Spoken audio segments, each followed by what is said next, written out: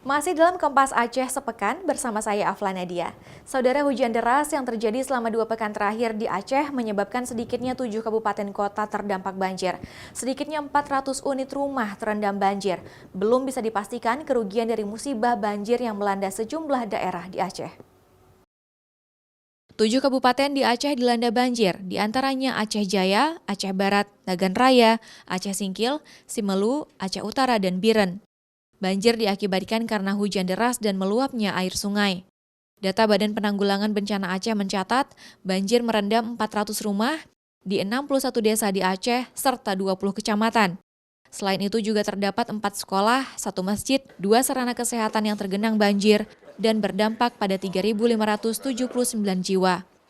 Saat ini BPBA telah menurunkan tim untuk membantu tim BPBD di daerah dan mendata keperluan warga yang terdampak. Banjir sebetulnya sudah sampai ke 7 kabupaten yang ada di Aceh.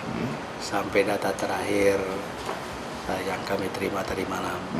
Kalau jumlah rumahnya mencapai 406, 61 desa. Sejumlah sekolah juga terpaksa diliburkan karena dampak banjir. Banjir yang terjadi saat ini merupakan banjir rutin setiap tahunnya yang menimpa sejumlah kabupaten di Aceh. Hal tersebut juga dikarenakan wilayah pemukiman warga berada di dekat aliran sungai dan juga berada di wilayah yang lebih rendah hingga mudah tergenang banjir. Syahril, Kompas TV, Banda Aceh.